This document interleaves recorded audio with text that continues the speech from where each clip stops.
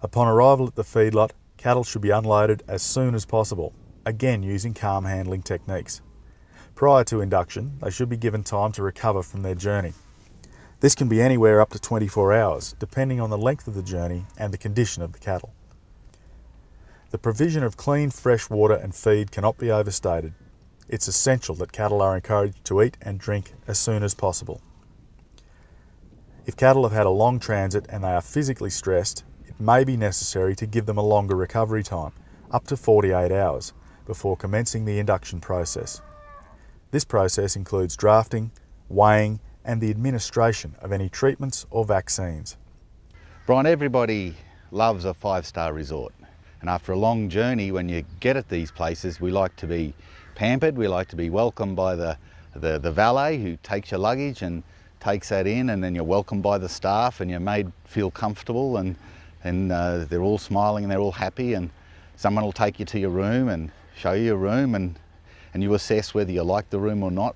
What's the bed like? What's the mini bar? There's always got to be stuff in the mini bar, and you check out the bathroom, make sure it's okay, and then you feel really good about that. And then these places also have activities for the kids so that they can meet other people and other children, they can commingle, and they become quite comfortable, because the operators of these five-star resorts realise that making people comfortable, adapting them to this environment, even though it might be for a short stay, is really important.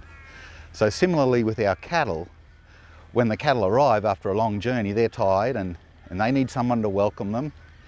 And this is our acclimation process, where the cattle are welcomed off the truck.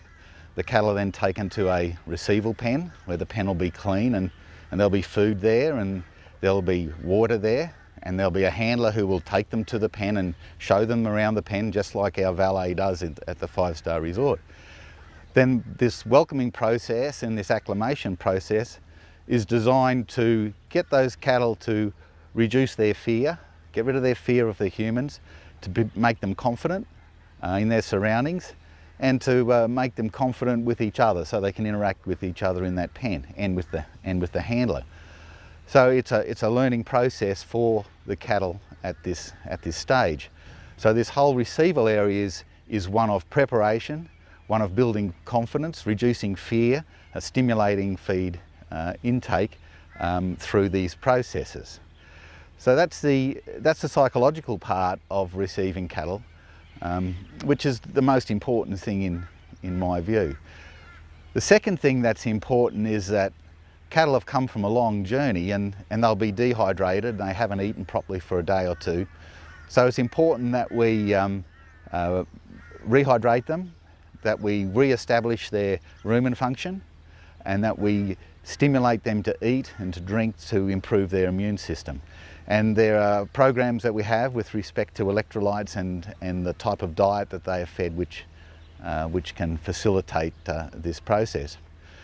So then once the cattle are settled into their pen, it's important that we process them, put them through their processing setup within the first 3 days. We don't really want, it's not good to have them longer than 3 days. So the cattle do not need a long time to rest. Resting for an animal, they lie down and rest properly, is only 6 hours to 24 hours. They don't need days of rest. They need to stimulate their feed intake and their water intake. So the processing of the cattle will depend a lot on what the operation is about, and what the risk factors of those cattle are. There's a whole series of things that need to happen. They need to be identified, of course. They need to be allocated to a lot. It's important that if there are respiratory problems, they may need to have their respiratory vaccinations, of which we're limited with what we have in Australia, but we have a very good IBR vaccine and a very good Mannheimia vaccine. So they may or may not need that, depending on the risk factors of those cattle. When the cattle arrive, we do a health check on arrival. Cattle that aren't suitable are often stopped there, turned around and sent home. Cattle that are suitable for feeding on, we'll check for confirmation. They're kept on water overnight, and then weighed in the morning and inducted the next day. As part of the induction process, we continue the second round of the vaccination for all those cattle that have been pre-vaccinated prior to entry.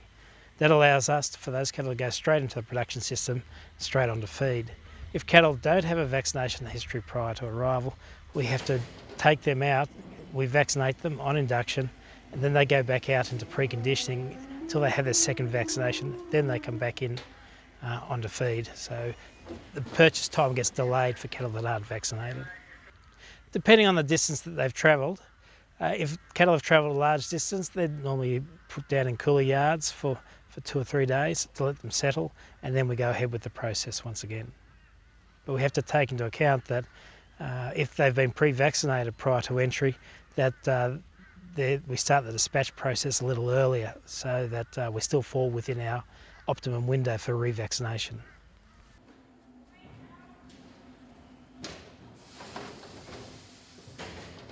As long as the cattle are in reasonable order, not completely droughted, we can handle them. Minimum weight at the present is into the feedlot is 310 kilos, but that's 310 kilos in reasonable order, like good frame and a strong animal.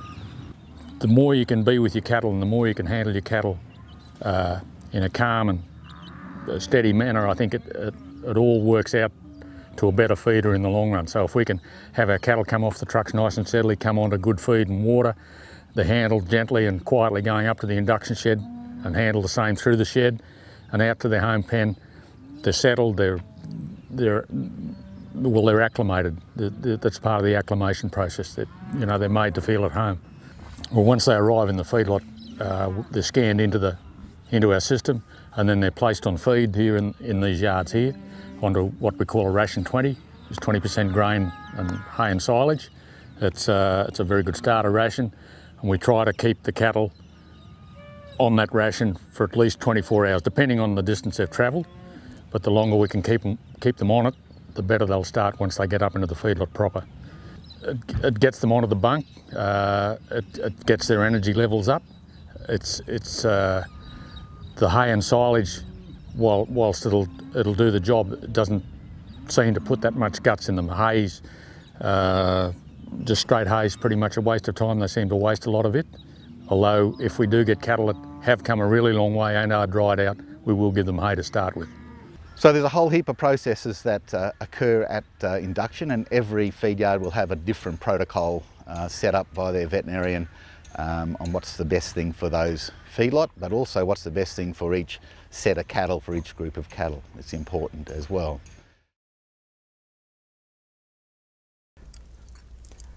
Ear tagging is one of the most common animal husbandry practices undertaken with cattle when they're inducted into a feedlot.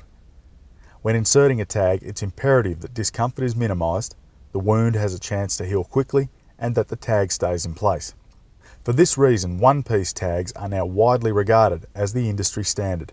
For example, the design of this tagger virtually eliminates the chance of ripping or tearing a beast's ear when applying a tag.